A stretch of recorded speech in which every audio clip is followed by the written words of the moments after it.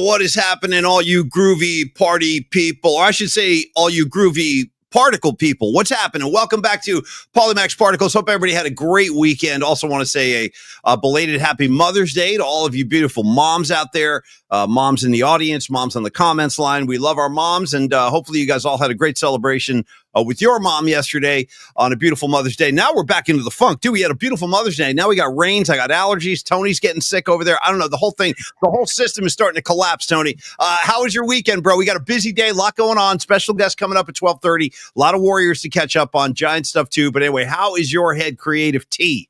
It's good, man. Happy belated Mother's Day. I'd like to also extend that to everybody out there, all the moms in the world.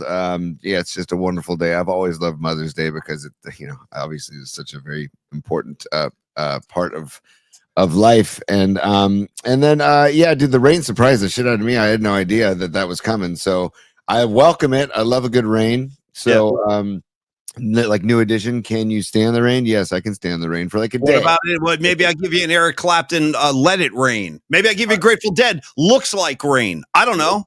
Who'll stop the rain? Paul? We want CCR? Sure. I'll give you another. I'll come over. Dude, I'll see your CCR and I'll raise you another CCR. Have you ever seen the rain? Nice. Okay. And again, just because we can and because they got away with it for long enough, Milli Vanilli, blame it on the rain, Paul. Okay, I'll give you, but maybe we wrap this whole thing up with just the Beatles' simple song called Rain. That was the name of the track. Rain. Great track, by the way, too. Grateful Dead used to cover that. All right, Creative Tony. By the way, the Grateful Dead are in the news today. They're in the news all over the place. They're in the news with these concerts in Golden Gate Park. They're also in the news because most of the Pro Bowl 49ers were at the Sphere this weekend. Yeah, true story. Kittle, Bosa, McCaffrey wearing tie-dyes. I'm not making this up. I'm going to show it to you during bookmarks. We'll get there in just a little bit. Now, Creative Tony, we have so much going on today. We actually have a lot of news in the Polymac Particle community we want to get into, and we're going to do that right after a word about Longbridge Pizza. We're going to start the show with a quick Longbridge spot. We love Longbridge Pizza. We have big doings going on this week with Longbridge, actually. More on that as the week unfolds. But get on down to Longbridge Pizza now. The boys down there, and even Neil Denardi needs a day off. Like, even God needed a day off, right? On the seventh day, God took a rest. He watched some football. Hopefully, in my mind, that's what I see he was doing, like watching Niner football. Anyway, Neil Denardi needs a rest, and today is his day of rest. But get on in there tomorrow before the Giants game, the night game, or perhaps you want to pop in Wednesday for the matinee. Great way to have a nice 1-2 punch. You stop by Longbridge and you head right on down to Oracle Park. It's literally right up the street. Same with the Warriors. Great pregame spot to have your pizza, have your sandwiches, have a couple cold beers. And I recommend right now, Longbridge Pizza, Tony, try the Senior Pizza. They're only making it this month. It's specific to the month of May. The ingredients one more time: tomato sauce, cheddar and mozzarella blend, chorizo sausage, the red onion spice. Take two. Spicy pickled peppers, my favorite ingredient of all. Only back in the spicy pickled peppers coming to a theater near you. Also, crema, the very exotic crema, Cholula. It's all part of it, and some cilantro just to make for good measure to make sure. Try that Senor Pie. Lots of really interesting flavors, Tony, and only available at Longbridge during the month of May. Yeah, and let me just share this with you too, Paulie, because we've got Sanchi. Sanchi was at Longbridge Pizza on Friday, and again, our show is broadcast every high noon every Friday at Longbridge Pizza in the back room. We have some news about Longbridge Pizza. We do. And the Bay Area Sports Collective. We do. And Tom Tolbert and John Lund, myself. I know. Busy. Warriors game. We're going to get to that in a second, but I wanted to also share this because Sanchi, he sent in this photo of the Senor Pizza. Oh, nice, Sanchi. Very nice, brother. Thank you. See that Senor Pie right there? I do. You got the Senor Pizza, you got the ice cold beer. Look at that. Pizza. You know what the problem with the Senor Pizza is? It's so beautiful looking. Yes. I feel like if I take a slice, I'm like defacing a great work of art. You know what I mean? It's like throwing a can of paint on a Da Vinci painting or a Picasso or something, because that is beautiful. And dude, the lime right in the middle, the line on the lime on the 50-yard line, as I like to call it, it's the 50-yard line of that pie right in the center, you know? That's right. If Longbridge ever sponsored like the Super Bowl or a bowl game, they could put the Senor Pizza at midfield with the lime at midfield. Bro, let's make it happen. The Fiesta Bowl, the 2026 Fiesta Bowl, brought to you by Longbridge Pizza and this. I want a likeness. I want like a painting, a rendering of the Senor Pie at the 50-yard line. Tony, go ahead. Oh no, that's great, man. 2347 Third Street, and they Yeah. deliver too. If They do. want, and to do takeout too. My recommendation, if you do takeout, come in and have a nice beer while you pick up your pie, because they have a great beer selection too. And also, like Paulie said, Giants are in town hosting Arizona tomorrow, and then there's a day game Wednesday. So they're big on go to Longbridge before the game, pick up your big ass gabagool sandwich or whatever sandwich or chicken parm sandwich and bring it to the yard for the game. So there you go. Thank you, Tony, very much, and thank you, Longbridge Pizza. We love you. We're going to see you really, really soon. Now, Tony, where do we begin today? Do we begin with the Golden State Warriors? Do we begin with our VIP PMP packages we're offering now? Do we begin with the Wednesday? I mean, there's okay. Let me just take this. Stand by. Stand by. Okay. Turn it up, T. Turn this up. Well, I want us to talk over it too, because it's I'll jump it for a second.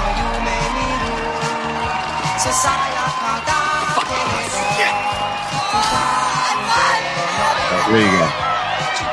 Molly, just to present like the outlook for the show is that we got to talk Dubs. Of course, we got to talk Dubs. The Giants had a rough sweep in Minnesota because they could have actually swept Minnesota, but they got swept.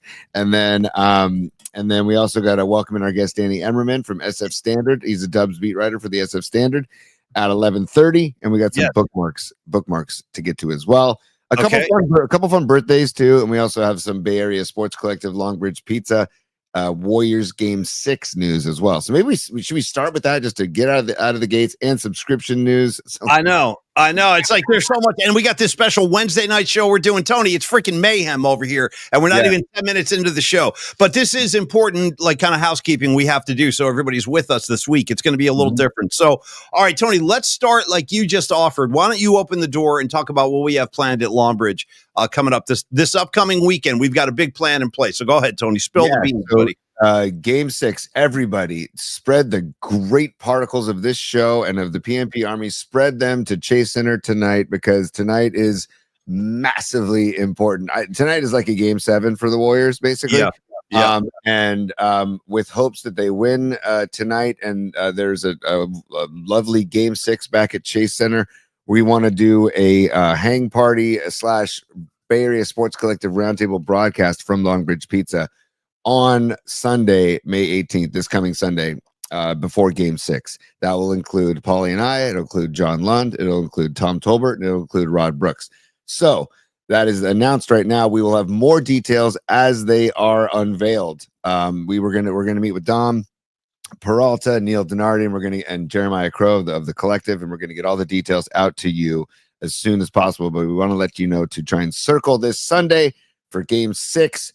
Come to Longbridge Pizza to hang with us, to watch the broadcast, to watch the game, etc. Yeah, it's going to be awesome. I mean, if you guys I see a lot of people on the comments line. What's up, Leah, Dom, Rags, on and on, Stevie B, Leah Phillips. You know, a lot of you were good enough to come out and join us on opening day when we had our opening day watch party. This is going to be kind of like that, but bigger. Like, honestly, it's going to be bigger because, like Tony said, we got all the VIPs coming. We got Johnny Lund, we got Tom Tolbert, Rod Brooks, and we want to see you down there. So join us on Sunday at Longbridge. It's going to be a watch party. We might even set up a little mini broadcast, have a little round table. We're working on that as well. But I do know it's going to be a great time. There'll be tons of great food, tons of great people, and we want to welcome you there as well. All right, Tony, now the other thing going on right now in the comments line. What's up, Sons of Johnny Lee? Been following you all weekend, brother, and your whole Pearl Jam like escapade thing you're doing across the country. And by the way, you're like the Pied Piper of Pearl Jam for the rest of us who can't get to the gigs. So thank you, Sons. Keep that reporting. You're like the Hunter S. Thompson of the Pearl Jam tour, and I'm here for it, bro. So keep those coming. Now,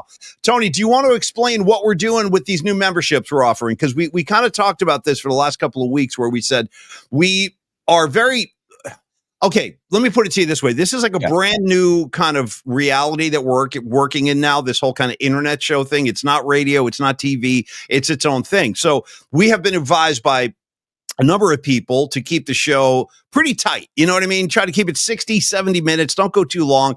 People are going to tune out. They're going to lose interest, blah, blah, blah. Short attention spans. And there's something to that. I get that. Like, I don't know how relevant, and this is one of Creative Tony's big things when we started putting the show together. Tony was like, I don't know how relevant a 4-hour format is anymore. Like, who's got 4 hours to play with anymore? Like, really nobody. And even the shows that are 4 hours on traditional radio, most of those audiences, they kind of come and go. You get one group of guys for 20 minutes, they get into their office, then the next group of commuters, you maybe get them for 20 minutes. So we figured rather than do like some long drawn out show that nobody's going to need or want, let's just keep it shorter and try to get as much information in there as we can. But we're finding that Tony and I have a tendency to go long. We like to take the show into different areas. We're probably going to do that today with all this Grateful Dead stuff in the news. I can't help but go long on that. So we started thinking like, well, why don't we just do like a traditional regular show? And then we'll offer additional content for those people that want it. So like if we're on to something, if we're talking Dead and we're having a great time, but we got to end the show for the regular broadcast, we can do that. But then we're going to pick up like a bonus show for all of the VIP members. So we're just calling them PMP VIPs. If you pay that $5, you're going to get lots of additional content that the regular show doesn't offer. That's basically what this is. And if you have like ideas, you want to see us do certain things, just send us in an email. Let us know what you'd like, and we'll try to deliver that content for you, whatever it might be. Messages for your friends. You're talking about you want to take song requests. Tony and I will play songs, but we'll also do like extended shows for people that want more content. We're going to give it to you, and we're asking $5 a month, really, just to help fund this whole operation, dude, because every move we make, Tony, like every time I turn around, there's another like piece of gear we got to buy. There's something else we got to do that costs like budget. So this is all going into the show. Like everything comes right back into the show. So we appreciate the generosity. Patty from Napa, you got ideas? Send them in. That's what I'm saying. Seriously, send them in. Folsom Steve with a question, Tony, and I'd like you to answer this one. Will the bonus show be live or taped? I think in my mind, we can do a combination of both, but what are you thinking, T?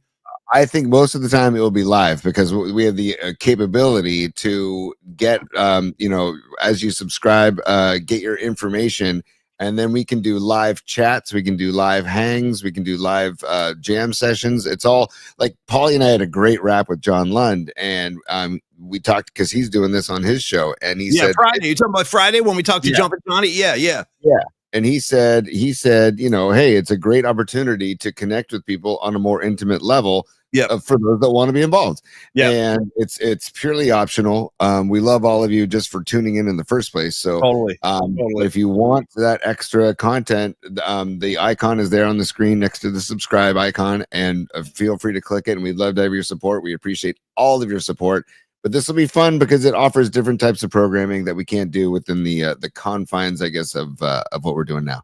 Tony, here's a great, now see, this is what we're here to do. We're here to field your questions and hopefully answer them as well as we can. Leah Phillips wants to know, Tony, can I get the membership in the app or only on the desktop? I don't see how to subscribe.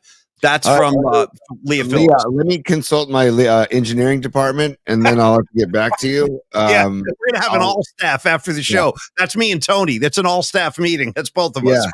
Exactly. So thank you, Sons of Johnny Lemaster says desktop. Thank you. I trust Sons, but I will double check that. I do too. We literally just set this up. We're learning too. And by the way, Sweet Mad Hatter, I saw you. Thanks for joining up as well. Tony, I think we did have a super earlier. Did you already put that up? I'm confused. I saw somebody go flying by.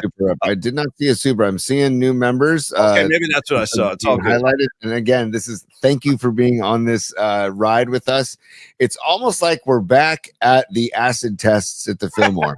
And you know what I mean? And we're all dipping our pinky toe in, and we're seeing how the water is, and we're just feeling our way together. When Owsley, it truly is organic. Yeah, it's organic, all right. Let me tell you something about the acid test with Owsley Stanley, and the bear, as they called him on the streets.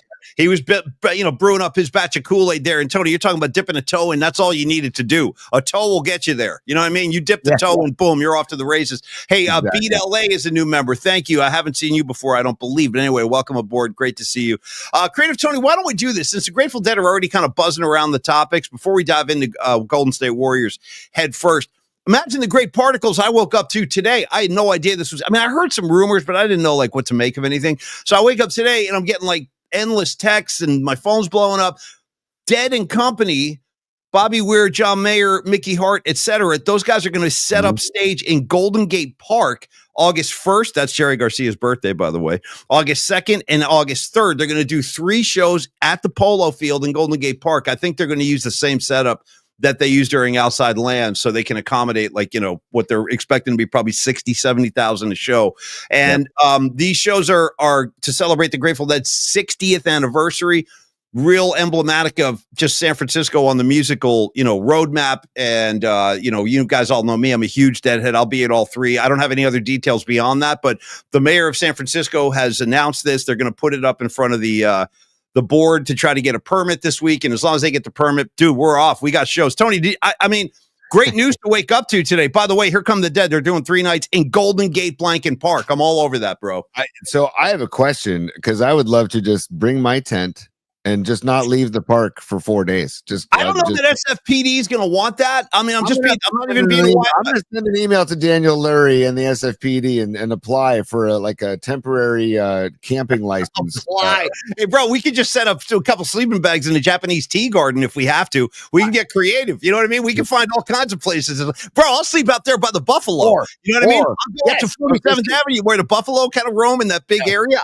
I'll set up a sleeping bag right next to a bison if I have to. Or let's go set up a bonfire on Ocean Beach and just. Oh, dude, it's going to be spilling out. See, that's the one thing, Tony. We're kind of riffing, but there's some truth behind these riffs. Like, I don't know that Mayor Lurie and like this whole new generation of like SFPD, do they know what's coming, dude? Seriously, do they know what's going to be coming? Like, no. And I don't think the new generation knows what's coming, because there's going to be frolicking and lovemaking, like just hijinks and shenanigans for 3 straight days in that park. Prankster. Yes, right. Well, there's going to be people, What? Tell me what. When you actually think about, like, 1 day would have been, I think, a lovely thing, but 3 is outrageously It's cool. a lot to take on. No, it's a lot to take on. I'm telling you, Humboldt County's hardest are going to be coming down for this, dude. Spinning the dogs, the ropes. Imagine like the RVs and the cars and the VW buses and all the buses, all of the further type buses that are going to be lining the streets of San Francisco throughout that weekend. Oh man, it's going to be great. I saw Patty asking if there are still hotels in San Francisco. Yes, there's still hotels, but Patty, I want to be able to like literally roll right out of my tent, right onto the lawn of Golden Gate Park, and just right into a morning yoga session, and then maybe go get my coffee. Maybe, like, I don't know, those festivals that I went to in the past. I've been to a few fish festivals, and those are those are the best, because you get right out of your tent and you're at the venue. It's like, this is the best thing freaking ever. So Ray is right. It'll be the next Woodstock. You're right. Actually, dude, the crowds, I mean, what can the park hold? Like, because I was at Pearl Jam, and we got to get to the Dubs, by the way. I know. Go ahead, baby. Go ahead. What's up, Baby Huey? Go ahead, T. Yeah, I saw Baby Huey. He said he wants to spin with me in circles in the back of the venue. I'm down. We can accommodate that, Huey. Totally. Just bring a skirt. That's all you need. But the Tibetan Freedom concert that I went to in Golden Gate Park, I want to say had upward of 100,000 people in the park for that day. Maybe between 50 and 100,000 people in the park that day. I'm guessing that these crowds will be similar. I don't know. What do you think? Yeah, I do too. Well, I heard they're estimating between 60 and 70 a show, and they'd probably cap it at that. Now, I don't know how they're going to. I'm just saying this is going to be like. It's just going to be interesting to see how they corral all this. Mm-hmm. Hey, you have a SFPD in your family tree. Why don't you reach out to a couple of SFPD's finest and say, like, hey, man, Polymac Particles, we need like a permit for sleeping in the park. Like, get that cleared with your cop friends, and then maybe we would have like some kind of special permit, like a hippie permit to frolic. Like a PMP tent city would be pretty sweet. But Rising Wolf, look at Rising Wolf coming with the knowledge, dude. He says polo field capacity is 57,000. So yeah, it's gonna be, because there's gonna be people frolicking all over that freaking park. I know there's gonna be people all around the perimeter that can't get in. They're gonna be doing their thing. It's a lot. I'm just saying, like, get ready, San Francisco. It's gonna be a lot coming in August, and but I'm here for it. I can't wait. Golden Gate Park is going crazy in August, because it has now Dead and Company the 1st through the 3rd. Then it has Outside Lands the 8th through the 10th, and then Zach Bryan, I just heard, is playing at Golden Gate Park after Outside Lands, because what these bands are doing now is like, hey, if you have all the stages already set up, leave one of the stages up and we're going to come gig. And so I think that's going to be a new thing where before and after Outside Lands, other bands are going to take advantage of the setup and have a show before or after the festival, which is fine by me. I got to tell you, I've been to a couple of the Outside Lands festivals, and I really, really enjoyed them. Like a lot more than I thought I would. Like it's very well done at Golden Gate Park. It is. Like the layout is really cool. There's good lines of vision as long as you get there early enough to get a good spot. And so I'm all for that. Now, Tony, also before just looking ahead at this week because it is so unusual. Back to the show. Back to the Warriors. So. Game 4, obviously tonight. Come on, Dubs, please. Let's not blank around here. We got a big thing at Long Beach. We need to come through here. And then number 2, game 5 will be Wednesday night. So Creative Tony and I have decided because I think the game starts at 6:30 on Wednesday, and obviously. We do our night flight at 8 o'clock. So I'm just putting the word out early. We're going to try this. It's like a one-time offer we're going to do where we're going to wait until the game ends on Wednesday. That's game 5. And as soon as that game ends, we're going to go live. We'll do kind of a post game. We'll do a wrap. We'll get into the game. We'll all be fresh emotionally and have plenty of time to sink our teeth into it. So just be advised, we're not going to start at the normal 8 o'clock on Wednesday. It'll probably be closer to 9. So I'm just throwing it. Hey, John Joseph, welcome to the green room, bro. I feel like calling it the green room because everybody's colored green. You're a PMP VIP, a PMP VIP. We'll have bonus content coming. Noemi, thank you.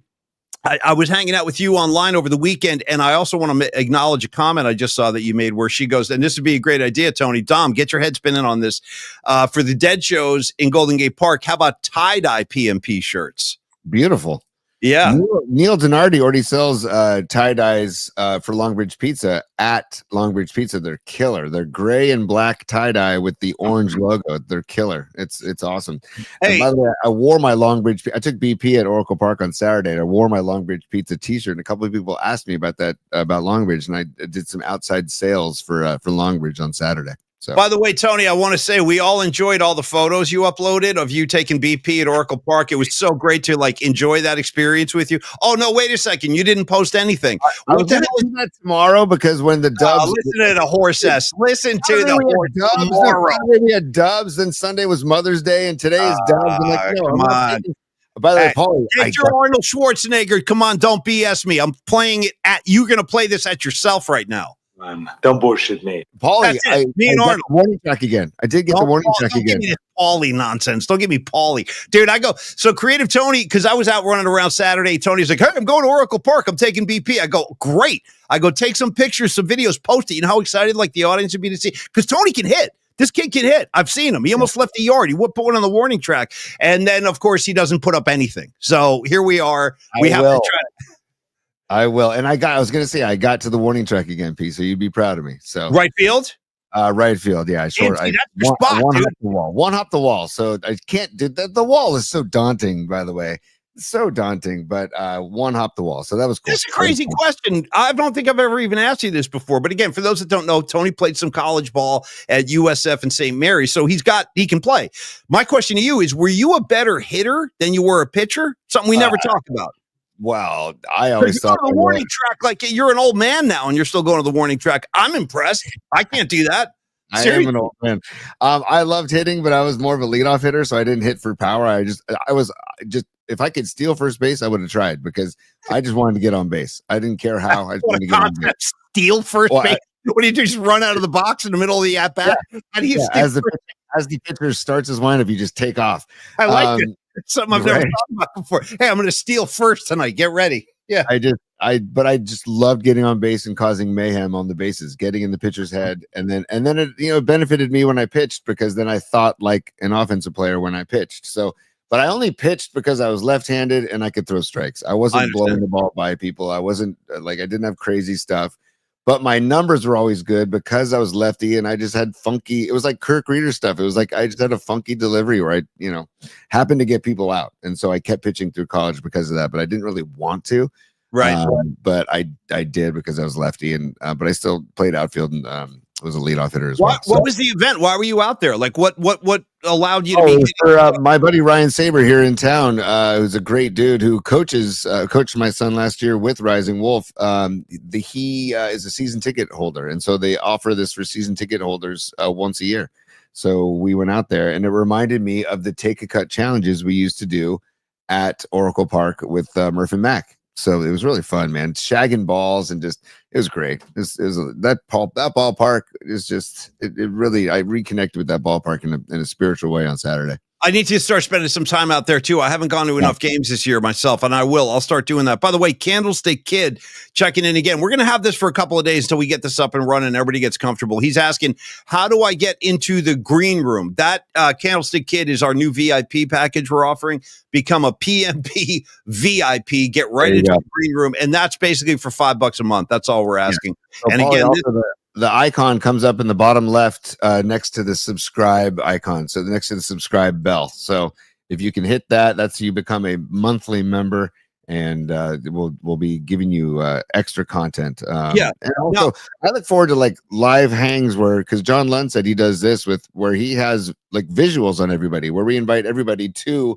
That would be cool. We have all the faces on the screen, and so we can all hang. So do you know how to set that up, Tony? Oh yeah, Paulie, I have had meetings after meeting. You want to know why I didn't post my baseball swings? I had 3 meetings with the engineering department this weekend alone, and then I was, engineering department. You're looking at it, dude. You know what I mean? And when you're in your engineering department, looks like us, you know you're in freaking trouble. That's why everything takes so long. But I got to say, Tony and I, we are just kind of rolling this out today. We appreciate you guys, your support. It's going to help the show move forward. All of these VIP things you buy, and it's only $5 a month. But I think what we'll do is we can even start this tomorrow if you want. I think today's good just to set the tone, let you guys know what we're doing. Ray Goodman, thank you, brother. Great to see you. And then tomorrow, like when we end the show, if we want to keep going, boom, VIPs, you keep hanging out. We'll give you guys bonus content, stuff like that. Or here's another example. Very soon, I don't have a date on this yet, but we're going to talk to my friend Dennis McNally, who is the publicist for the Grateful Dead, and he's, New York Times best-selling author. The guy's a legend, and he's a buddy of mine, and he's got a new book coming out. So, when we talk to Dennis, we can talk to Dennis for like an hour if we want to, and we can tape it. But I wouldn't do that during the regular show because I realize not everybody in the audience is going to want a Dennis McNally for an hour. So that's just another example. We can have a longer piece with guests that we offer to the VIP guys, so it doesn't interfere with the regular flow of the show. Stuff like that. And we can try doing it tomorrow. Like what, Tony, tomorrow when we end the show, let's give the VIPs, we'll give them bonus tomorrow. Paulie, if we want to do bonus coverage from our tent in Golden Gate Park for Dead and Company, between shows, we can do that. You know what I'm saying? That's the kind of thing I'm talking about. Paulie Mac reporting live during the second set. Tony, they just started St. Stephen. Here's what's happening. You know what I mean? Totally.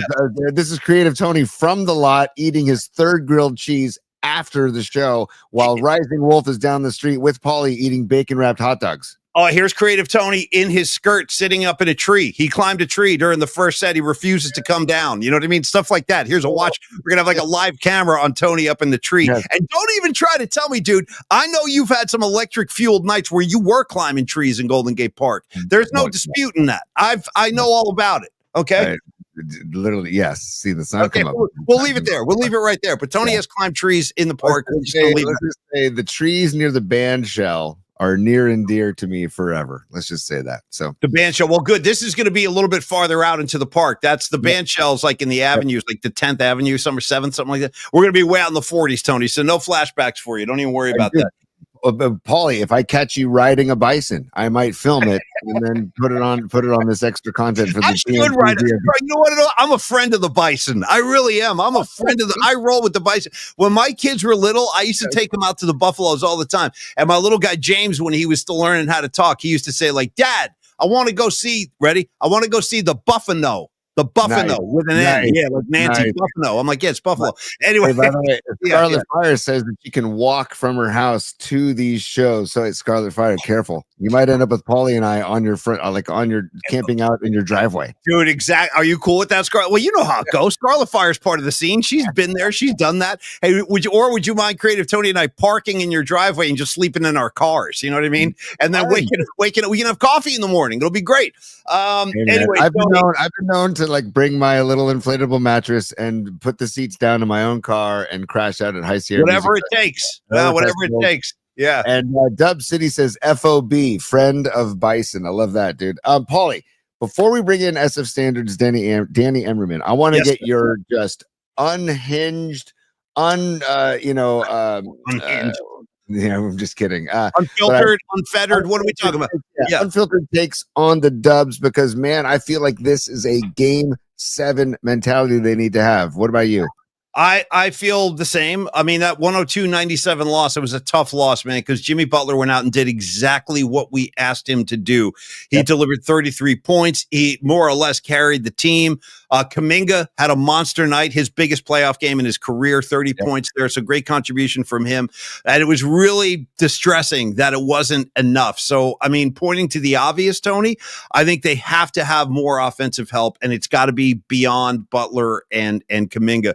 I need Podziemski to start hitting some shots. I mean, I need Draymond to start hitting some shots. I need Draymond to stay in the damn game. You know, I can't have Draymond fouling out when Steph Curry's not in the lineup. So my head is okay. I mean, like Steve Kerr said after the game, he goes, guys, we're right there. We're right on the brink of beating this team. And I believe that. That's how I saw it too.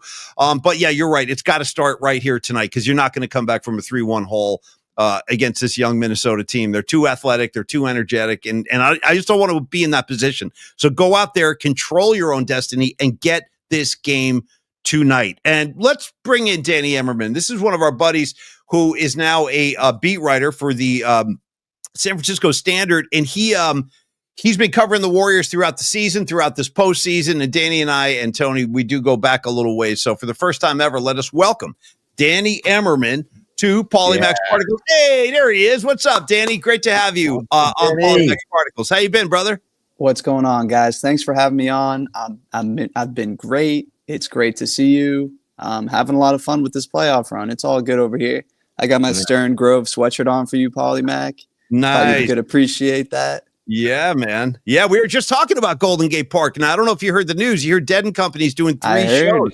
Yeah. Hey, will I see a young Danny Emerman out there frolicking with the Grateful Dead? I mean, the door's open. You're welcome to join us. Man, I hope so. Could you get me a ticket, Paulie? I can listen. I'll talk to my people. Let me see what I can do. That's a tall ask because there's going to be a lot of requests coming in. But anyway, I know you got people. I do. I got some people, man.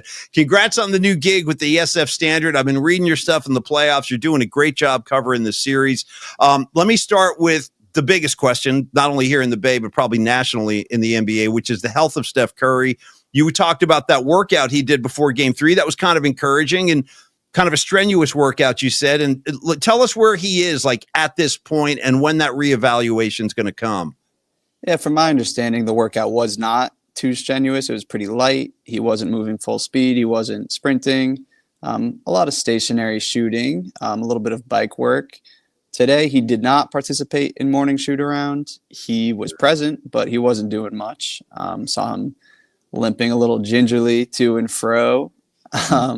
So I think the idea for the Warriors is to extend the series as long as they can to hope that Steph Curry could return, possibly in Game 6, but I don't think there's any guarantee at all that he'll be ready for Game 6, maybe Game 7 if they can push it that long.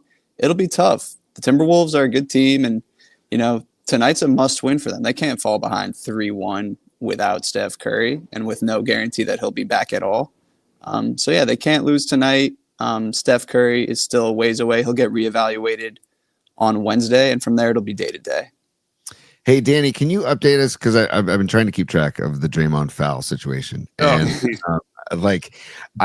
I feel like he's regressed in the last couple of games. But I want to know, can you update us? How many fouls has he let? He has 1 flagrant left or 2 flagrants left?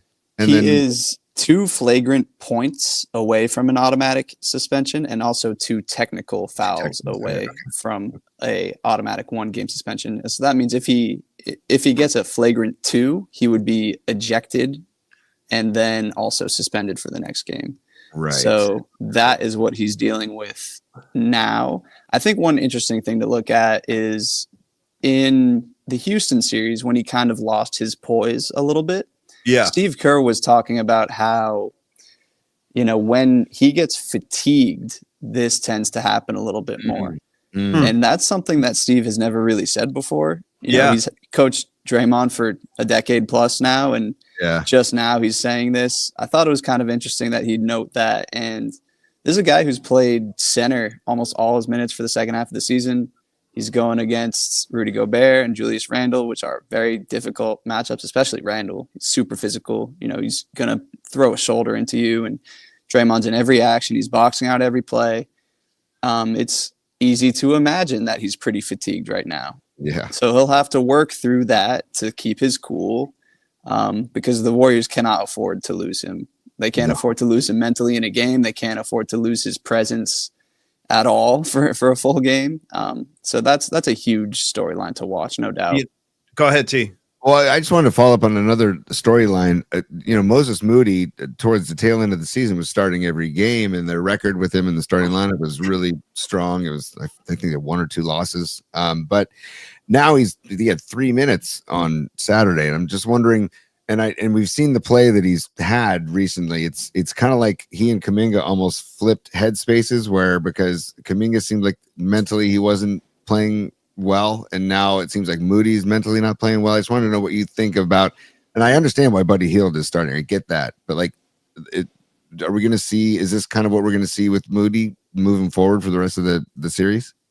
I think so, unless Steph comes back. There's been a lot of talk about like the formula that Steve Kerr had with Steph that was winning, and it did not involve Jonathan Kuminga. It did have Moses Moody in that starting lineup, like you mentioned. But without Steph, you kind of have to scrap everything and start at square one. Moody has not been playing well. He missed 14 straight shots. A few of those were at the end of the clock, kind of grenades, they call them, at the end of the shot clock, where you have the ball and you've got to throw it up. So those don't really count necessarily, but they do kind of count for a player confidence wise. It doesn't feel good to have to throw all those shots up and see them clank off the rim. Right. I do think that Moses had a really strong, promising, encouraging season, given they extended him. He solidified himself as a starter for the second half of the season when they were really humming. So it's a little bit disappointing to see him end this way potentially. But there's a lot of good that came out of the season for Moody. I don't know, Paulie, what do you think about Moody and everything this year? I've been pretty pleased, actually, with his development. Like, he became a legitimate NBA player in my mind this season. I thought he was good against Houston. That series, he had some nice minutes. But there's no getting around the fact that right now he's just out of sorts. I mean, we saw him missing like mid-range jumpers, missing the rim, missing everything, like air balls. So something tells me, his head is a little bit off, but I do have faith in him long-term. I like the player he's become. Danny, I want to talk to you or ask you about Jimmy Butler a little bit. You know, what you said about Kerr's comments about Draymond being fatigued, and perhaps that's part of the equation with him lashing out and getting teed up and things like that. I wonder how much of that's going on with Jimmy Butler too, because no one's talking about the fact that he had that awful tailbone injury at the end of Houston. It's almost like that's been totally forgotten. And I know that's having an effect on how he feels on the court. There's no way it couldn't. I mean, Steph was contending with that same injury for weeks. So we know Jimmy's not feeling great, but yet he does go out there and he gives you the 33 points. He drags the team offensively. We know we've seen him do this before. He put Miami on his back a bunch of times when he was down there. But I guess what I want to know, Danny, is do you think fatigue is part of the equation at all with Jimmy Butler right now at this point in the season? And can he do that again in your mind? Is fatigue part of this? And can he deliver another 30-plus points tonight? Because they probably need him to do that. You're right. You're right, man, on multiple counts there. It's definitely lingering. He's said as much. He likes to say, whenever he gets asked about fatigue or the injury, he likes to say, I'm all good. It hurts a little bit, but, I'll recover. Coffee, Domino's, kids. That's kind of his trifecta there. For rehab. But yeah, I mean, when he's done this in the past, here, I'll back up. I think one of the most impressive things about Jimmy Butler is his ability to manage his workload through a game without really taking plays off. He's a guy who's capable of playing 40, 45 minutes, and he wants to play all 48. The way he does that is he gets to the line. You see him taking all these deep breaths and taking his sweet time at the free throw line. He is really good about conditioning himself within a game, even while playing really hard defense. Right. I think that's probably the most underrated aspect of his game. And he's such a gamer. He wants to be out there. He wants to make the right plays. Whether he has more 30-point, 40-point games in him, I'm not sure. It's probably one of those things where he probably has 1 or 2 bullets in the chamber. And he used one the other night. They probably needed to get that game, honestly. That game went how they wanted it to go in terms of being a low-scoring affair. You had Jimmy going. You had Kuminga as his sidekick. That was kind of the recipe. And How replicable that is, we'll find out tonight. But it really felt to me like that was the game that they had to get. Yeah. It's possible they can repeat it, but that's what we'll see tonight. Yeah, and it was right there too. I mean, what was it, like a 5-point lead with about 5 or 6 left in the fourth? I mean, it was right there for them to take. Really unfortunate it slipped away. Now, Tony was asking about Moody in the starting lineup and everything. Same question, Danny, for Trace Jackson Davis. Like, I've liked that kid a lot. I think he's a really smart player. I love his physicality. I think he's going to continue to develop like Moody. I think he's going to get better as the years go on here. But do you expect to see him in the starting lineup again tonight? And do you think Kerr found anything there with giving him some minutes? I thought he played pretty well as a starter last game, and he played well the game before too. I think it was surprising to me that he really only played like 10 minutes. He played the start of the game 5 minutes and the start of the second half 5 minutes with that starting group. Didn't really see him much beyond that. It was kind of like a placeholder move to keep the rotation continuity intact, which is somewhat interesting, but I would probably like to see him out there a little bit more. This is a good matchup for him. He's played well against the Timberwolves in the past. His season was tough, though. Like, the advanced metrics on his finishing at the rim are some of the worst in the league. Yeah. Which is really surprising because he kind of finished everything as a rookie. He was dunking on Victor Wembanyama. He was dunking on everyone. And he kind of lost that to start the season. And that's the real reason he fell out of the rotation. But past few games, he's been finishing everything. I think at this point in his career, he's a better offensive player than he is a defensive player. He's undersized at center. He profiles as like an athletic, bouncy rim protector. But given his size, it's not always the case in practice. But yeah, he likes this matchup. He doesn't shy away from going at Rudy Gobert. It doesn't seem like anybody on the Warriors shies away from going at Rudy Gobert, which is crazy. I mean, this is a guy who's won 4 Defensive Player of the Years, and he gets played off the court in every playoff series he plays in. Yeah, it's pretty stunning to see, even with he's getting played off the court against a team without Steph Curry. But yeah, I'd probably like to see Trace a little bit more tonight. I think he can make an impact. I think the way that they're playing in terms of running a lot more high pick and rolls really suits him. And if they want to play that way, they need a guy who can dive to the rim and finish lobs like he can. Hey, on that note, Danny, you said undersized for TJD, and I feel like Quentin Post has that size that they could use down low. But he only had 3 minutes, and Looney played 18 on Saturday. It's like, I love Looney. Don't get me wrong, I'm a Looney fan, but the size of Post, I feel, could help. I mean, because Randall is such a beast, man. He's a handful. Such a handful. And Gobert. So I wonder, do you think we might see more Post minutes, or is it maybe the lack of experience that he's not playing as much this series? I don't know. I'm just curious what you think about Post.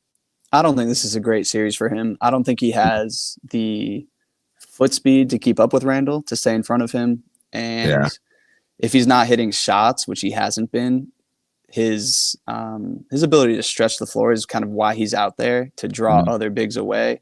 But if he's not hitting shots, he's not really doing much. So I think I'd lean more towards TJD in this series versus Post. He's 7 feet tall, but he doesn't always really play like it. He competes defensively and on the boards, but he's not always the strongest with the ball. He doesn't grab it. He kind of tips it out sometimes. He can get pushed around. TJD is 6'9", and he's probably more of a handful in the paint going for offensive rebounds. So yeah, I'd probably lean towards Trace. I wouldn't expect too many Quentin Post minutes. Again, he had a great season. Another revelation from Mike Dunleavy at the end of the second round. Really good value there. And he'll be a part of this team going forward. But yeah, I don't see this series as a great matchup for him. Hey, Daniel, like you said, they had the morning shoot around. Like, what can you tell us anything about like the vibe right now with the team? Like, is it loose? Is it loose? Is it tight? Is it like? I'm just curious with the vibe. Like, any vibe you're picking up on with the team. It seems like they're pretty confident, and they were pretty confident after losing Game 3. But that could be a little bit irrational. It could be a little bit delusional. I think the Timberwolves are a really good team. I think, these games have been close. The lights turned off on me. You're These games good. have been close, but I think the Timberwolves kind of have a habit of playing up or down to their opponent, and they kind of have the ability to flip a switch when it gets tight Yeah. and make winning Yeah. plays. So the Warriors feel like they're right there, and if they play their game, they'll have a good shot. I'm just not sure if that's the case, given how much talent the Timberwolves have across the board. Yeah.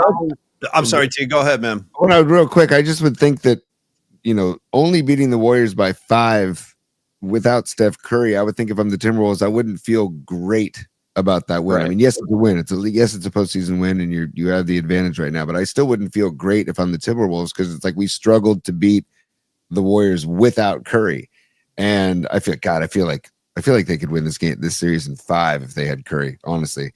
But it's a completely different outlook now, and I just feel like I wonder where the Timberwolves' heads are at. I know Anthony Edwards is always going to be headstrong. He's going to be feeling. He's due to have a monster game too, which is what I'm worried about, because he kind of started waking up in the second half the other night. Oh yeah, totally. But I wonder where their heads are at too. So it's just, I feel like this game, I was telling Paulie before you came on, Danny, I feel like the Warriors need to treat this game as almost like it's a game 7. For sure. Yeah, they definitely do. I completely agree with that, Tony. Yeah.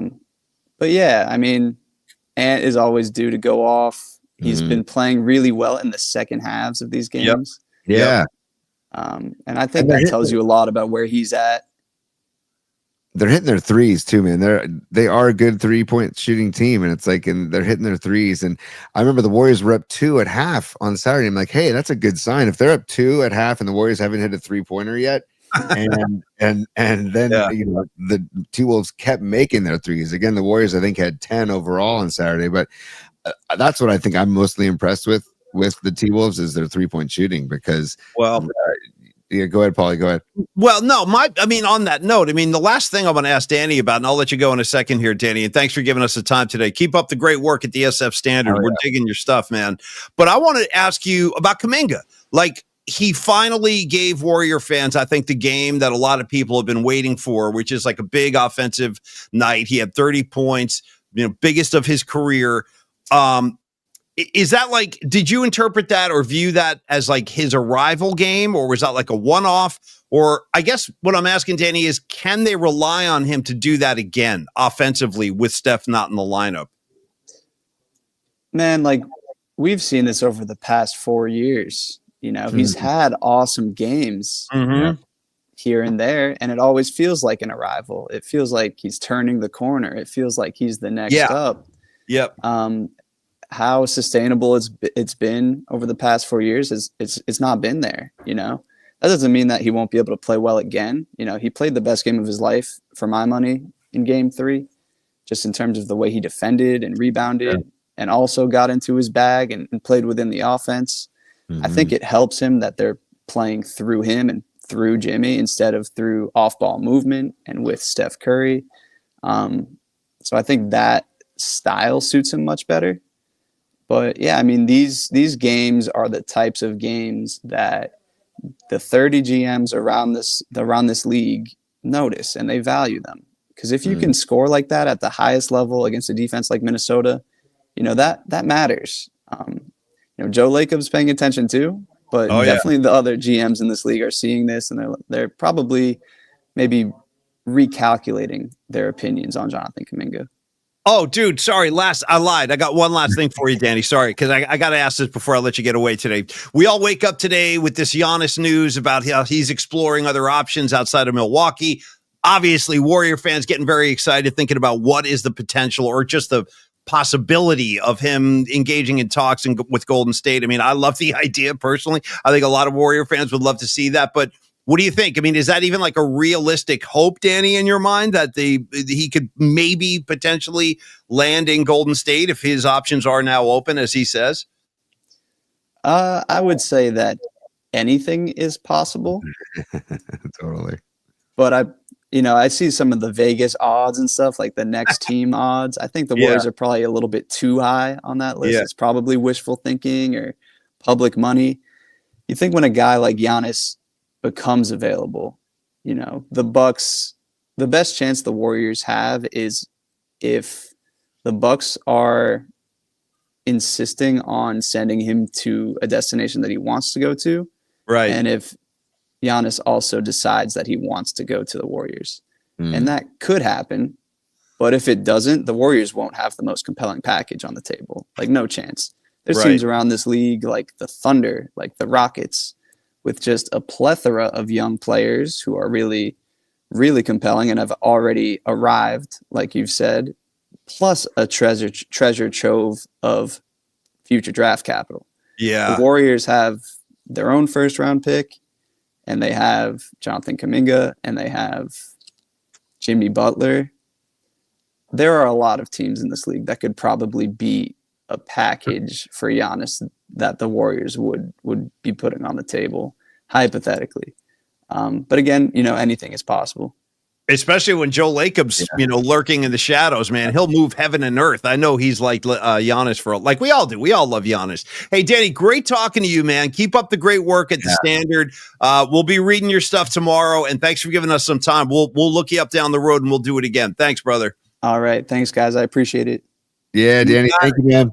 Danny Emerman, everybody, SF Standard, one of our buddies from the old KMBR days. He was in the, what was he in the digital department, I guess, covering stuff. And you could just tell, like, this kid's going places, and he's his, you know what I mean? And by the way, another one of those guys, like, you better get rid of him too. You know what I mean? Yeah, totally. Like, what is he, wait a second, what is he, talented? He's good at what he does. All right, get him out of here. You know what I mean? Like, he just have that go-getter mentality where anything you ask him to do, he said yes. And that's what I was told from my peers. Like, if you do get your foot in the door, don't say no to anything. Literally accept any shift, work overnights, work weekends, whatever you need to do. And Danny was the same way, but also with like great content, providing great content. And you saw right there, man, he's on the rise, man. He rules. Kid freaking rules. I love his whole demeanor. By the way, Tony, Creative Tony, question for you. When it comes, what's that? I said, come on, bring it. It was almost confrontational. Yeah, let's go, man. Come on, tough guy, with your question. Let's hear it. I was going to say, we were talking about the movie 3 O'Clock High. Do you remember the movie 3 O'Clock? Yeah. That movie came up over the weekend. God, who was I talking about that? I forget who I was talking about that with. But we were talking about, like, the whole showdown and the build up to the showdown at 3 O'Clock High, dude. That's what you reminded me of right there. Shout out ELO Showdown. There's gonna be a showdown. Not a bad track. Not a bad track.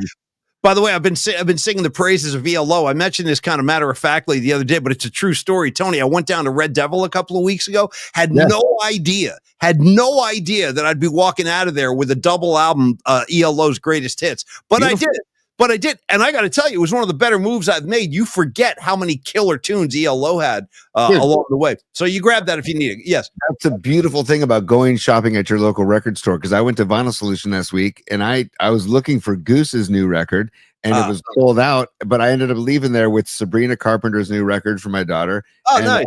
A Widespread Panic, Austin City Limits live show from Halloween in 2000. So I'm like, this is fantastic. I don't want to make light of anybody who's had like addiction problems in the past, because it's no laughing matter, whether it's like, AA or like any recovery group, really. But I feel like I'm this close to getting thrown into some kind of record purchasing rehab like place, because I really shouldn't be doing this. I went out the other day, dude. I just dropped an arm and a leg on this Grateful Dead box set, and you want to know what?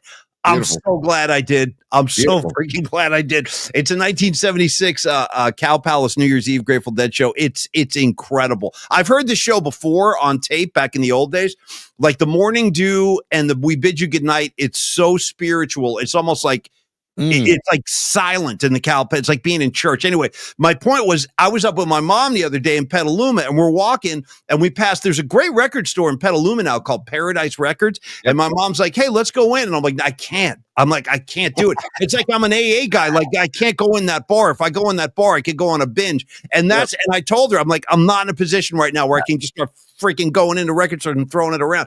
But the problem is, Tony, is anytime I cross the threshold and I go in, all bets are off. I can't help myself. You know what I mean? Yeah, like, I had a deluxe edition Lenny Kravitz Mama Said in my hand, and I'm like, you know what? I just can't. I can't right now. I can't. I gotta put it back.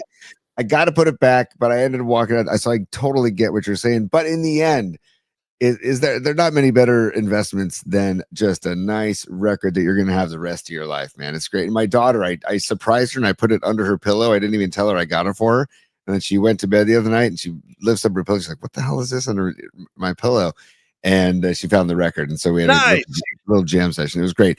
Paulie, I want to talk to you about something. I want to go to, we have Father Finch on the bench. I'm sick of Father Finch. He was doing it again the other day. The bags under his eyes, man. You know what? F this guy, dude. F this dude. I saw him again after they won the game Saturday, like a jackass. I'm watching him, like punishing myself. I was watching NBA TV because they do all the press conferences live. Yeah. And because I'm flipping. I'm going from Mullen. I'm getting my comments from Bonte and Mullen and Festus. What's up, Festus? And then I'm going to NBA TV. And there he is. There's Father Finch. I think it was on NBA Network. And he goes, well, we did better at the 3-point line, despite the fact that every time we go out there, they're clutching, grabbing, they're pushing us off the spot. It's like, bro, he's still complaining about the Warriors being like, who is this asshole? Seriously. That's Father Finch. That's who he is. So I'm sick of Father Finch. I'm sick of his crap. I mean, dude, cut the shit. This guy, dude, you want to see about a team being victimized by physical play? Go watch the Rockets Warriors. This is a Sunday afternoon stroll in the park compared to that series. And yet, he's out here complaining, Tony, even after they win games. He's complaining about us being physical. It's like, dude, this he's really starting to upset me now, Father Finch. Blank him. He's very upsetting, and he also doesn't want to look at his own team film of watching how Randall is getting away with murder in the paint, dude. He is. Or he'll hold on to a jersey. He does all kinds of shit down there. Yeah, right. They'll call Draymond on the jersey grab. They'll call Looney on the jersey grab, but they won't call Gobert or Randall. And Randall is being so physical and so aggressive, and he's going to keep doing it until they call it, dude. Right. So that's one thing that they got to rough Randall up tonight. They really do. They got to rough him up from the get-go. They got to send a message. And second of all, I said, like we were talking about Father Finch, I go to the church of Chris Mullin when I need some basketball. So do I, dude. I love Mullen's analysis. I like when Mullen, what my favorite Mullen parts are before you give me your anecdote is sometimes like when Festus and Bonte, they start throwing stuff around. And then sometimes Mullen will just go silent. Like he'll just stop talking and he'll just sit there. Like that's when I know, like Mullen in his head, he's like, these guys don't know what the hell they're talking about. And I love Festus and I love Bonte, but I do think there are times when Mullen, just keep an eye on that. When he stops talking, that to me says like this. I'd love to know what's going on in Mully's head right now. Anyway, sorry. Dream teamer, Hall of Famer. What else do you need? What else do you need in your freaking resume than that? I'll throw in Big East Player of the Year. I think you won that twice in the same era when he was playing to St. John's and he beat out guys like Patrick Ewing, Mark Jackson, dudes like that. So anyway, Mullen accolades for years. Probably the greatest flat top in all of sports. Maybe I don't know if I had a better flat. Maybe Kid and Play maybe had a better flat top, but the flat top that Mullen held on to for years. I also want to. Go ahead. Well, because you're going to appreciate this, Tony. You and I are brothers on this, and you're going to thank me when I deliver this. You're right. Great, one of the greatest flat tops in Bay Area sports history. But let's not forget, same era, right across the bay. Number 44, neck roll, Tom Rathman, flat top from hell, dude. Flat top, just like you put a coffee cup on top of that flat top. It was so flat. So Rathman and Mullen simultaneously delivering two flat tops, two of the best I've ever seen.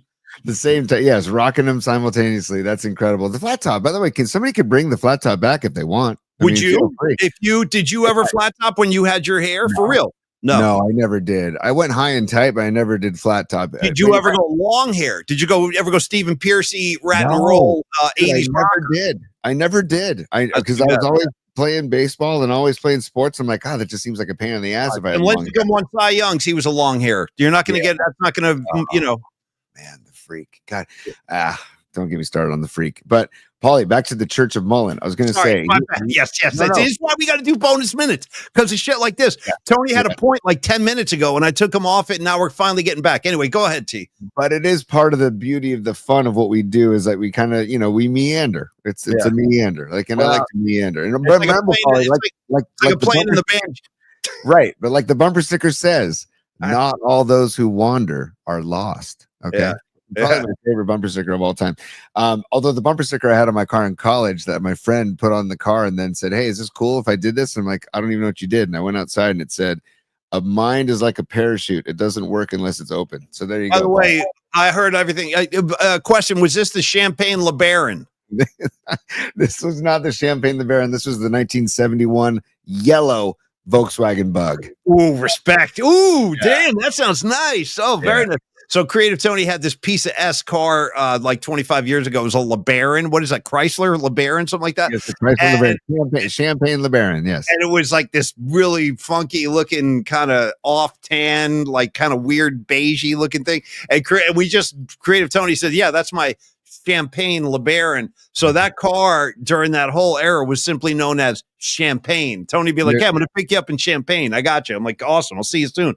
Eric Kask is a super. Throw him up there real quick, T. And don't get Rod Brooks started on the Champagne LeBaron because that car broke down on Rod and I on the way to Tahoe one summer.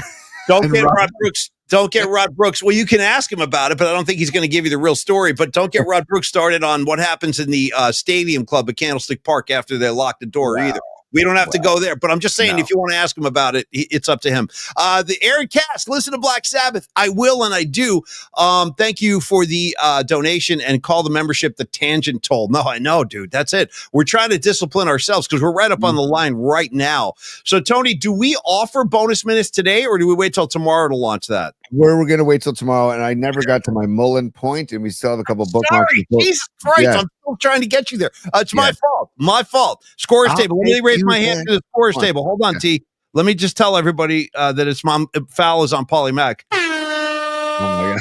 That's one on Mac. Yes, go ahead, T. Sorry. You're Mullen, high top, flat top. Go. He had a great point that people need to basically, especially like people like Pajemski, you mentioned Pajemski earlier, that they need to take mid-range jumpers tonight. That they basically, because their shooting percentage was from 2 and from 3 was almost identical. So that they need to go inside the arc and not settle for the 3 and not try and take it to the rack on Gobert, because Gobert, he may not block a lot of shots, but he contests a lot of them and changes the shot. So he's saying take these mid-range shots where Gobert won't come out of the paint.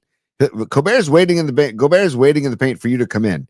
Yeah. And he's saying, Mullen is saying, don't go into the paint, take those mid-range jumpers. So he hopes that that's what their game plan involves tonight. And I hope so too. And that's like perfect for a guy like Pajemski, you know? Yeah, so Pajemski's been ice cold, man. We need a little punch from him. It would be nice to get some points from him. Because that's what, like, my biggest concern about tonight, Tony, is the fact that Kuminga and Butler, combined for 63 effing points the other night. That's like most of their scoring. So I'm a little worried about that. Like we're going to have to get help from now. Buddy Hield woke up a little bit in the fourth quarter. He hit a couple threes and he came to life for a second there, but that's got to start a lot earlier. And I don't know. Yes. Gary Payton, GP2, 26 minutes and only 2 points. I know. More points, some offensive production from GP2. And I love him. I love his energy. We all do. Yeah. Plays the game. But if you're going to be on the floor for 26 minutes, you got to give some more offensive input or output than that. And then let me look up. I love Leah Phillips, dude. Let me just read you Leah's latest installment here as you're looking for your thing. Leah Stahl, I'm just going to quote her. Shoot in the fucking paint for the love of God, and also get some offensive rebounds. No, I feel you, Leah. Listen, the bottom line is this is their season on the line tonight. All kidding aside, like Tony said, you got to approach this like a game 7. Now, Danny Emerman, who joined us again, and I want to encourage you to check him out at the SF Standard. He was saying that the vibe at shoot around today is really high. Like the morale's up. They're all joking. They're confident, and they should be. But that's got, who else we haven't even mentioned yet today, really, Tony, who's got to show up, got to be the lead dog tonight. I know Butler's going to be like the guy, but the other lead guy's got to be Draymond Green. Well, but timeout though. Yeah, but timeout though, man. He's got to keep it under wraps, dude. Like I feel like he's I don't know. He's got to just keep chill because they're going to dangle the bait all night long. They're going to dangle the bait and he cannot grab it, man. He's got to stay within and put Tony. I know it's like trying to tell Ronnie Lott, don't hit somebody coming over the middle. I get it. But dude, this is where you really got to take that deep breath. Right? We do this mindfulness thing for our little league. We have these great mindfulness teachers that come out and teach the kids about belly breathing and about all that. Like, take a moment to just, because I know you're wound up. I know your heart is racing like crazy. Take that one deep breath. Like again, if a plainclothes Steph needs to come out and get you, then you need to be checked. You need to check yourself. So come on, reel it in, keep it all on the floor, Draymond, and don't take the bait. Go. Hey, Creative Tony, couple things there. You were saying that, thank you for putting Joe up there. I want to get to him in 2 seconds, but you said Draymond has to chill, right? You were saying he's got to chill tonight. Shout out EPMD. You gots to chill. One of my favorite kind of laid back hip hop tracks. You got to chill. All right. Anyway, the beginning of that track is the best. Bow, bow, bow, bow, bow. Tony, I want to talk about Joseph. Chill. Totally. And then also, if you're gonna do that, you can't do that and then just expect me not to contribute, Paulie.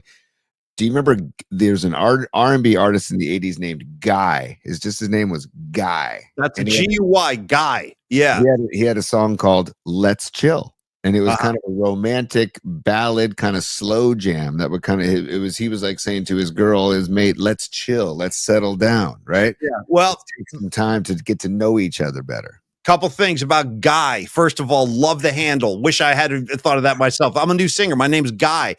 Shout out Ray Guy, Hall of Fame punter with the Oakland Raiders. Tony, surely you remember him. I think he wore number 8, Ray Guy. Yes. And then finally, if we're talking about chill, we're talking about hip hop. My final contribution of the day, famous New York DJ Chuck Chill Out. Who's with me on Chuck Chill Out? Yeah, Chuck Chill Out. Man. My man Chuck Chill Out. Yeah, Tony, that's right. He's got more grooves than my man Chuck Chill Out. That's the Beastie Boys shouting him out. He used to do like a hip hop show on Friday nights in New York City. All right, Tony, go back to Joey for a second. I got to address. Mark Graves with Guy Soulars. That's what I'm going to say. Is he threw Guy Soulars into the mix. That's a great call by Mark Graves. And we got to go Guy McIntyre as well. Just give Guy McIntyre. Hello, of course. My favorite 62 right after Rags. Rags was a 62 guy too. Hey, go back to Joey. Joey was a super, but I think I want to get him back up there if you could, Tony, for a second. Yeah. Hey, Joe, I'm afraid I think what happened here is I think Joey might have been trying to join the PMP VIPs. But I think he just came up as a super by accident. You see what I'm saying? Well, hey, Joseph Cicchini. Hey, Joey Cicchini. By the way, are those loaves of bread in his image? I think they're racks of ribs. I think those are ribs. Okay, is it ribs or bread? Either way, tip of the cap, dude. Stacks of ribs lying on each other. Bro, I love where your head's at. Oh, is this Joey C? I'm all confused right now. Joey, if this is Joey C, I love you, brother. And even if it's not Joey C, I love you too, Joseph. But I want to make sure, like, if he was trying to join the VIP thing, just walk him through one more time because I'm a little curious. It's $4.99, but he didn't put a message up. So I think it's possible to be a super for $4.99 as well. But if he's looking to be a PMP VIP member, just on the bottom right next to the subscription bell or the subscribe bell is the ability to become a member of the PMP VIP.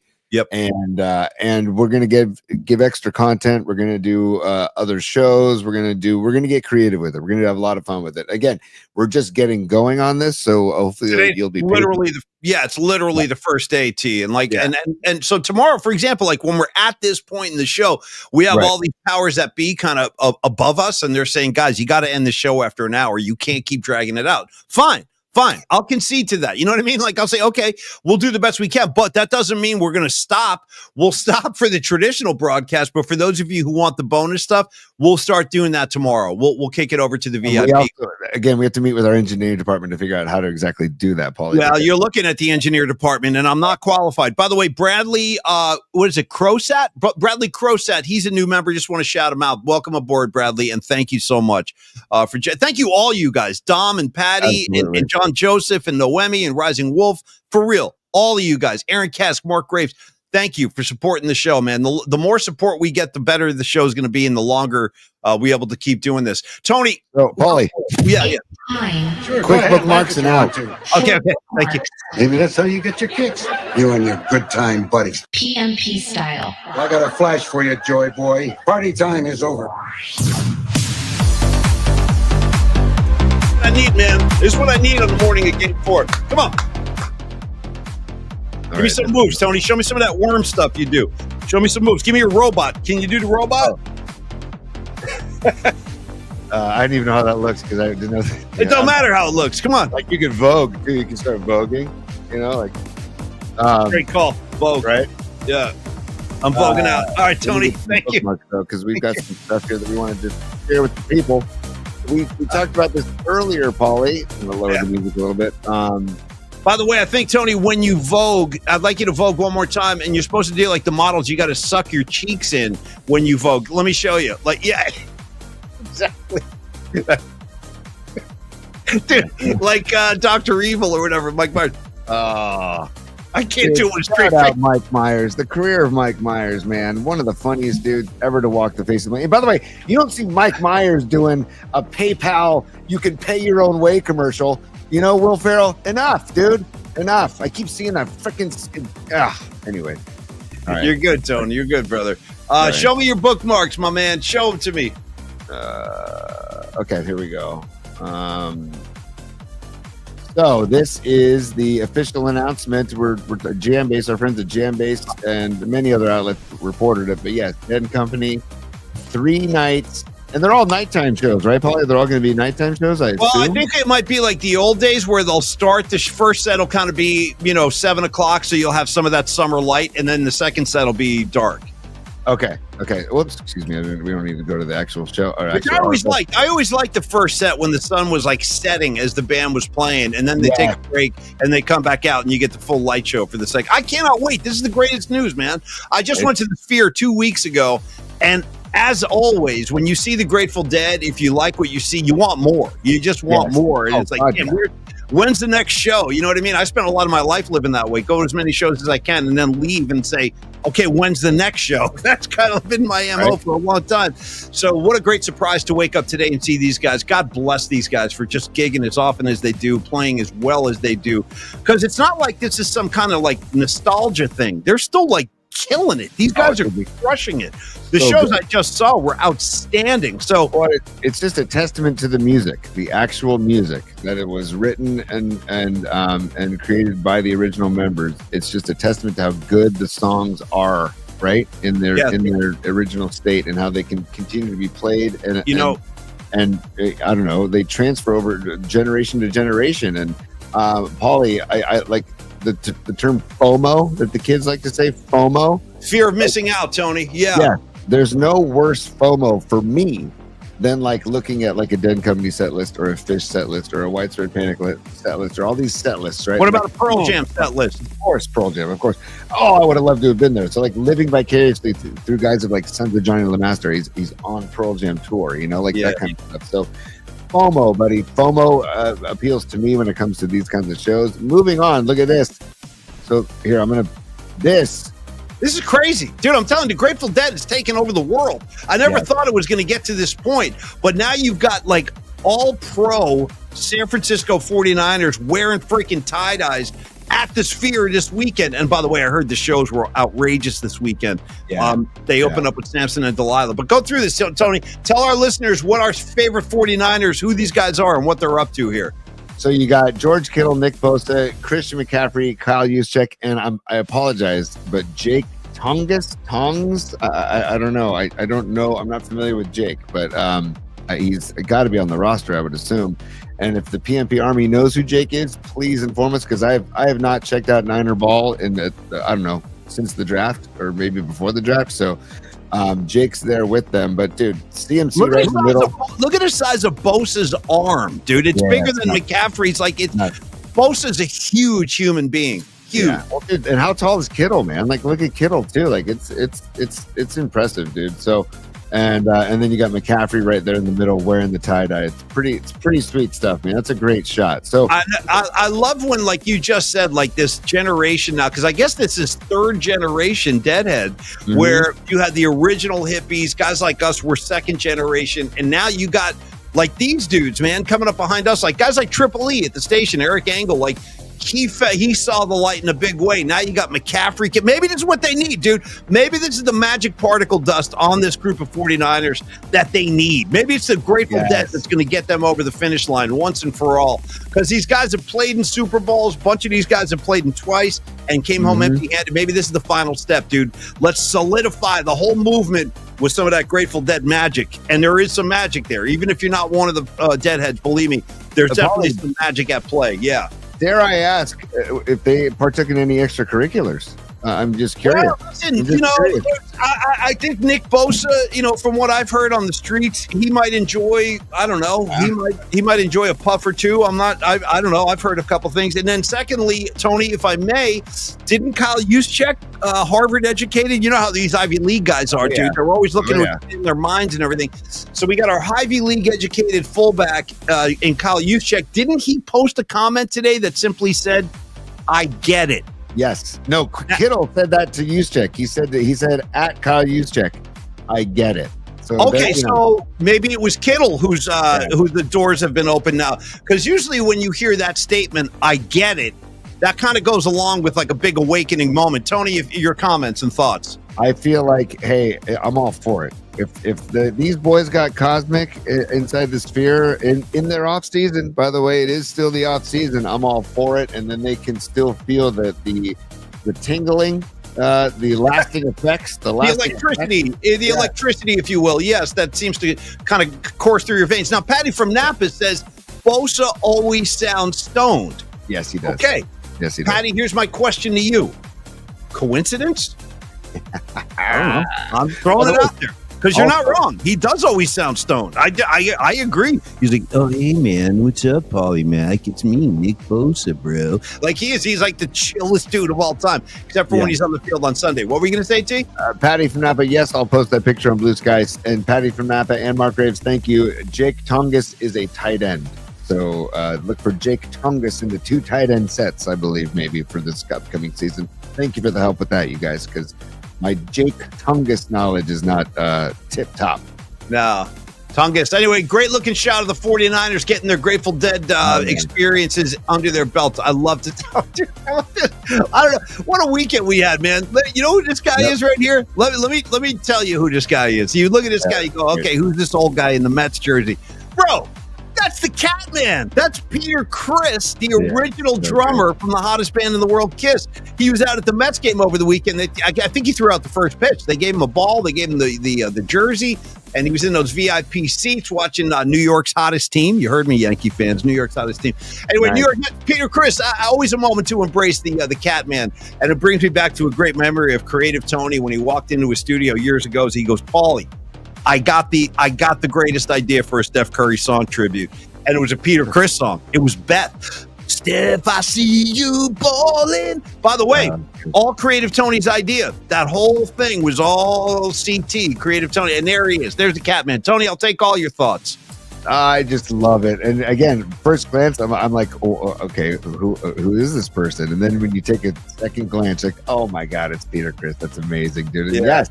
Like, I don't know. Everybody gives Gene Simmons and Paul Stanley all the love for Kiss, but I feel like Peter, he deserves a lot of the love. Same with Ace Frehley, too. Like, oh, Tony, you're making me so happy right now. I love everything you're saying. Tell me more. I just feel like they deserve love. Like, these guys this is part of the original sound as the 2 others. I know Gene Simmons writes most of the music, and Stanley's got the chest hair and the theatrics, but don't sleep on the other members of Kiss.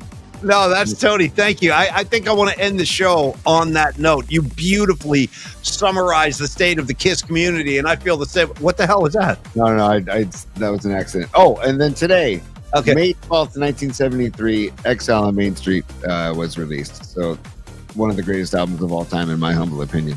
Yeah, some people think it's the greatest rock and roll record ever made. I mean, it's hard to. Yeah, I mean, what are you going to say? I'm not going to argue with that. I mean, it's a double album. What do you want? Torn and Frayed? You want All Down the Line? You want Rocks Off? You want Tumble and Dice? Sweet Virginia? Thank you for your wine, California. You know what I'm talking about?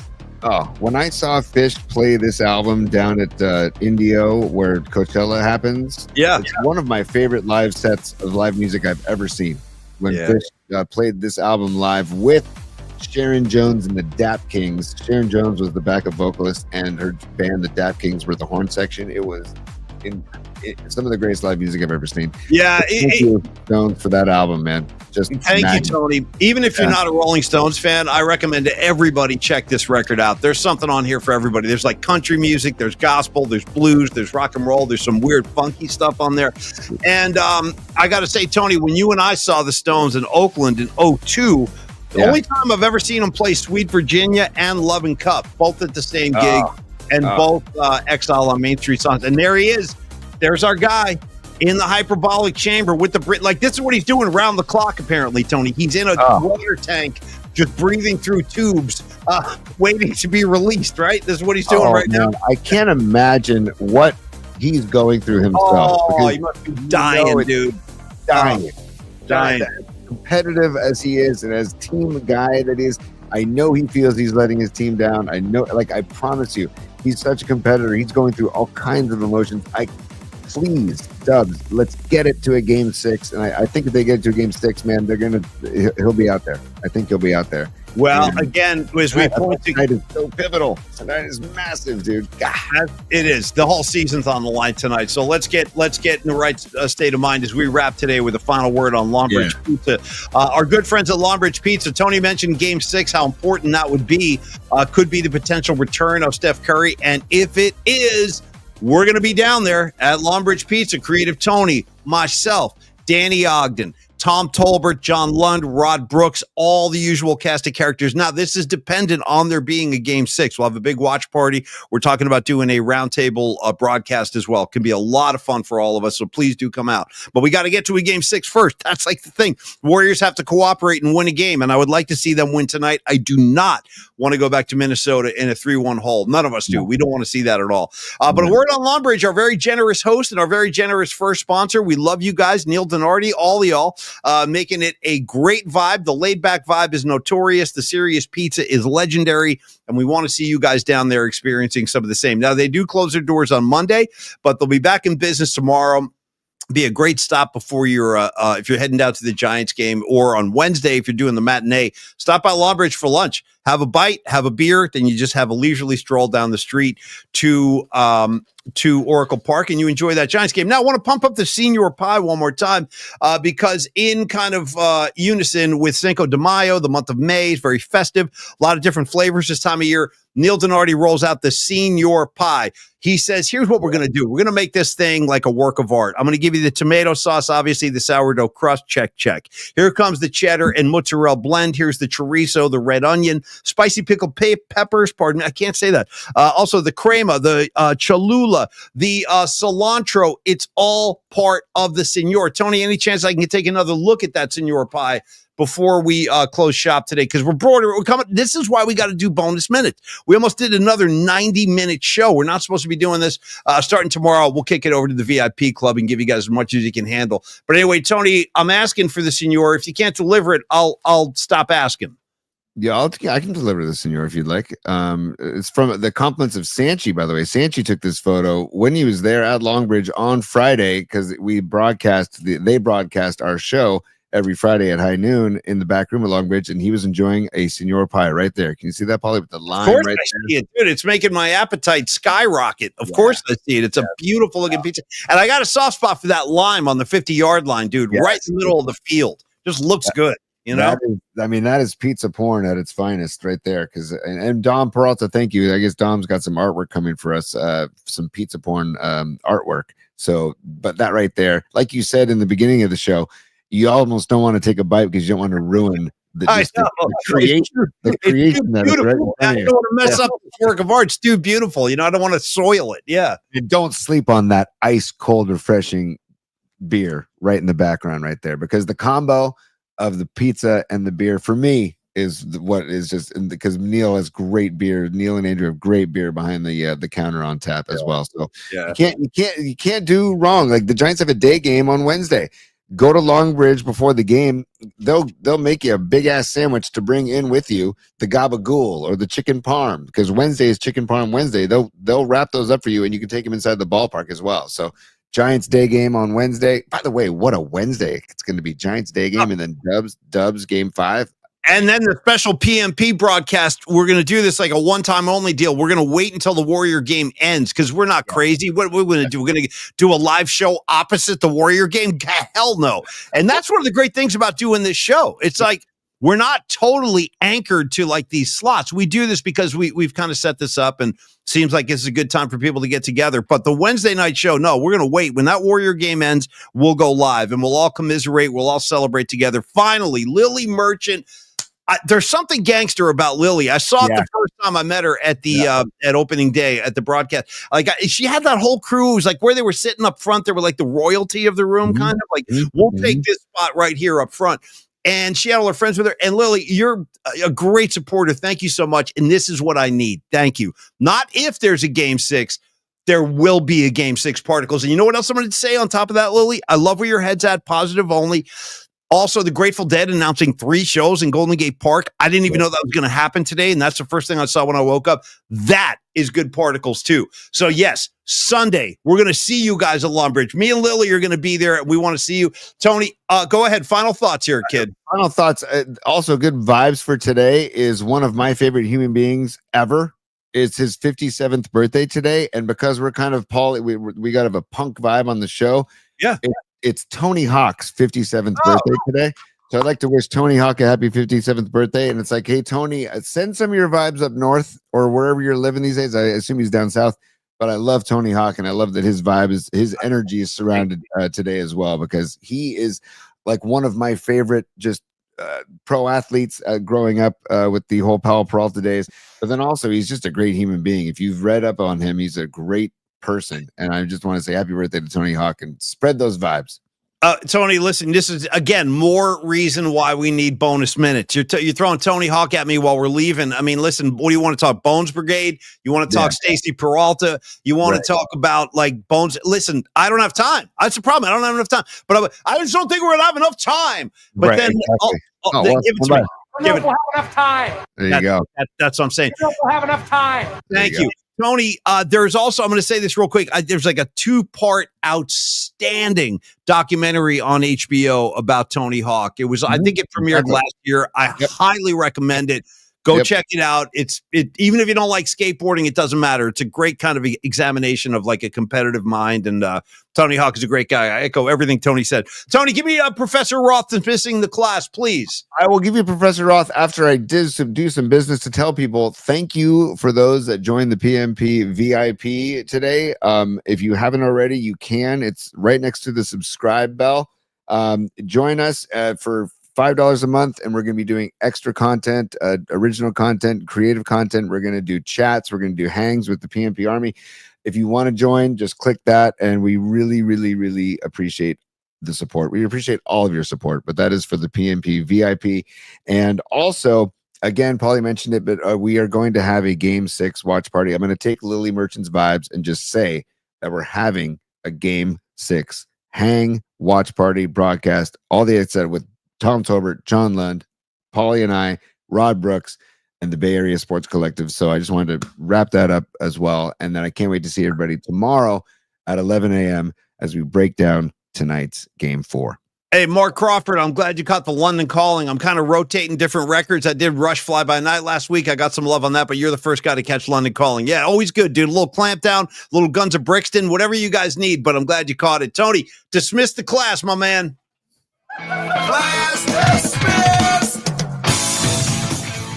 Yeah, always. All right, kids. Great day today, dude. We're making progress, kids. We're making freaking progress. Warriors have a must-win. A Game 7, as Creative Tony called it. You might as well call it a Game 7. Listen, we got to get our hands around this thing. They're on their own floor. Dub Nation, don't listen. You guys know what to do.